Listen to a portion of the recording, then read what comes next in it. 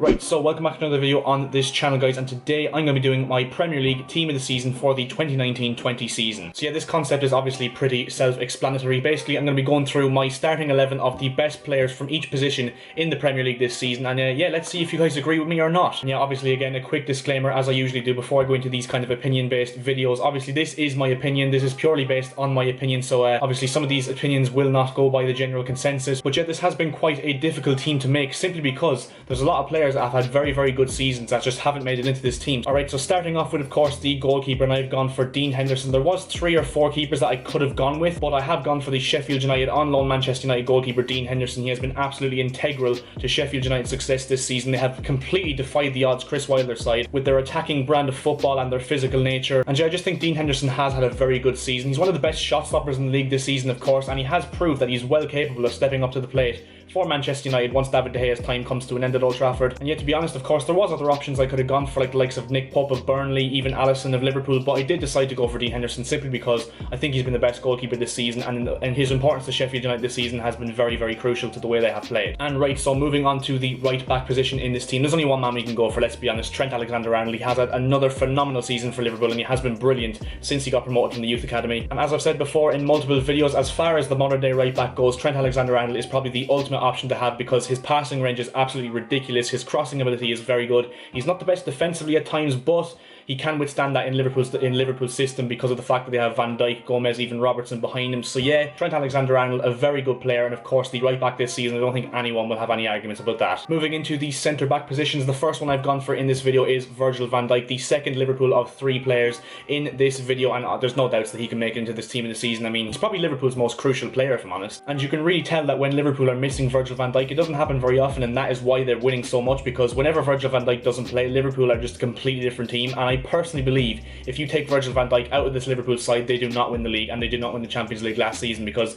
I've never seen a player change a team more with one player like Virgil van Dijk has with Liverpool. He's had like an unbelievable impact on Liverpool since he's joined them, and I think it's credit to him, and that is exactly why he makes it into this team of the season. I think I'd be stupid not to go for him. And playing alongside him is another Sheffield United player. So far we have 2 Liverpool and 2 Sheffield United players each. John Egan, the Irish centre-back, of course. Now maybe that is a bit of my Irish bias talking, but John Egan has been very good for Sheffield United this season in that solid back 3 with him, O'Connell and Basham. He's also managed to get himself on the score sheet as well a few times since the restart. Great goals against Burnley and Wolves respectively. And yeah, Sheffield United of course are a very good side going forward, but also it's the defence that plays a big part in their success as well, and I think him and O'Connell have been very good this season, and that is why I've gone with John Egan in that centre-back partnership with Virgil van Dijk for my team of the season. In the left-back position, like the right-back position, I just don't think there's any argument here. Andy Robertson has to be in the left-back spot in this team. He is by far the best left-back in the league, maybe even in the world. I personally don't think any left-back in the league comes close to him. And yeah, once again, he has been very good for Liverpool this season. The way that him and Alexander-Arnold play is so important to the way Liverpool set up, because they use the full-backs a lot going forward as well as defensively, but Robertson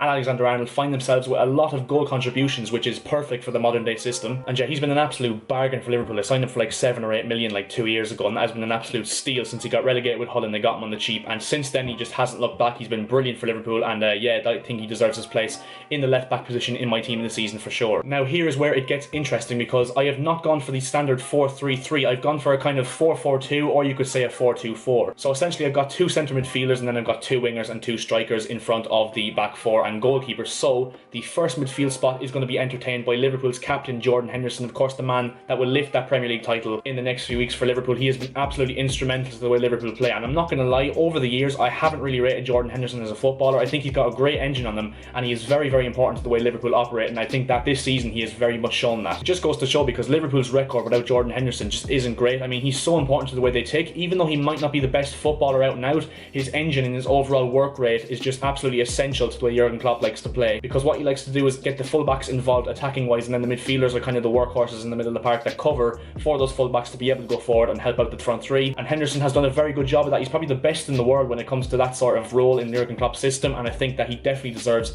to be in a shout for player of the season. But not only that, he's going to be a shoe-in pretty much for the team of the season, and that is why I've stuck him in my team. And next to Jordan Henderson in the centre midfielder role, you might say it's a bit unbalanced, but Kevin De Bruyne, of course, he has to be a shoe-in. For me, he's the player of the season overall in the Premier League this season, and do I really have to say anymore? His goal record, his assist record, I know he's playing in a very, very strong Manchester City team, but his goal and assist record and his overall play, he's just an absolutely unbelievable player, and I think he'd walk into every single team in world football. I mean, I know I've said it multiple times now in this video in the last 30 seconds or so, but I'm sorry, his passing range, just, I can't underestimate how unbelievable his passing range is, and I'm sure a lot of you guys will feel the same way. And yeah, I think he just has to be a shoe-in for the team of the season, and not only that, but my team of the season as well. So yeah, Kevin De Bruyne, for me, my player of the season, and yeah, I just think he has to be in this team. Now, on the right wing, I have gone for Mohamed Salah of Liverpool. Of course, had a very good season once again. Didn't really start off the season too well, to my knowledge. And to be fair, I was debating putting in the likes of Riyad Mahrez and Adama Traore in this debate, but I think Mohamed Salah, his goal record this season, he's already fighting for the Golden Boot again, and the fact that he hasn't scored 30 goals this season is probably one of the main reasons why he's not in many people's team of the season, simply because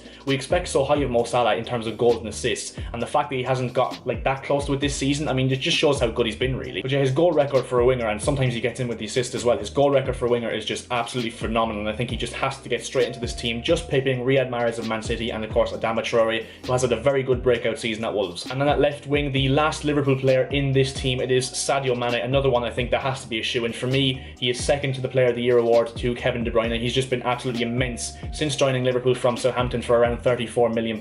And again, this season he has shown his quality. For me, other than Van Dijk, he's probably Liverpool's best player. I think he's their best player going forward for sure. And yeah, on his day, he's just virtually unplayable. His pace, his dribbling, even his shooting as well, his finishing has come up leaps and bounds since he's joined Liverpool. And yeah, his goal record again this season, and he's also gone in with a few more assists, a lot more assists than he had last season as well. So yeah, I definitely think that Sadio Mane deserves his place in my team of the season, and that is exactly why I've stuck him in the left wing position. Now onto the interesting part, the front two, and the first one I've gone for is Leicester's Jamie Vardy. In my opinion, he is going to win the Golden Boot. He has 3 goals currently ahead of Pierre-Emerick Aubameyang. He has 23 goals to his name at the time of this recording. And look, it's no doubt that Leicester started off the season unbelievably. Like, there was people actually tipping them to be the closest challengers to Liverpool for the title race around Christmas, and since then though, they have dropped off a lot, I'm not going to lie, but Vardy has not dropped off, and he's still scored the goals, and if Leicester are going to sneak into that top 4 place and not bottle it, Vardy is going to be one of the main reasons why. I think the thing that really suits Vardy as well is that Brendan Rodgers has come in after Claude Puel, who really didn't play to Vardy's strengths, and Brendan Rodgers has played to Vardy's strengths, and that is the reason why he's getting so much out of him. And even though Vardy is aging a lot, the fact that he's still scoring 20 plus goals a season, I think is very much credit to him. And yeah, I think he has to be in this team of the season, because personally, in my opinion, the Golden Boot winner of every Premier League season should get into the team of the season for a shoe-in. I mean, if you score the most goals as a striker, you should be getting into the team of the season for sure. I mean, the goals are what win games at the end of the day, and Vardy is looking like he's going to win the Golden Boot, so yeah, I think he just has to be in this team. And the final player up front with Jamie Vardy in this 4-4-2/4-2-4 system is Southampton's Danny Ings. Now, maybe a shock for a lot of you because, of course, he doesn't play for a big team. However, I think that adds to the fact that why he should be in this team is the fact that he's managed to score, I think, 17 or 18 goals this season in the Premier League with a team like Southampton. I just think it's absolute credit to him. He's been absolutely incredible this season. And yeah, to my knowledge as well, he does tend to score a lot of those goals against the bigger teams as well, which again is credit to him. I mean, he's been absolutely incredible this season for Southampton, of course. And yeah, I think he has to be alongside Jamie Vardy in this team of the season. Now, of course, in the real team of the season, they go for a 4-3-3, so I'm quite interested to see who will make that striker spot, whether it be Vardy, Ings, or even someone else like Aubameyang. But yeah, in my personal preference, I've gone for this 4-4-2 formation, and that is why I've gone with Ings and Vardy up front, personally, because I just can't think you can leave either of them out in this team. And yeah, that is my team of the season, as you can see on screen right now. If you do disagree or agree with me with any of these positions, let me know down in the comment section below. Also, make sure to actually comment down below what your team of the seasons will be, because I'm quite interested to see what the general consensus is when it comes to this sort of selection. And yeah, that will bring us to the end of this video, so if you did enjoy, make sure to drop a like on the video. That'd be much appreciated. Also, make sure to subscribe to the channel if you are new, and yeah, I'll see you guys in my next video. See ya.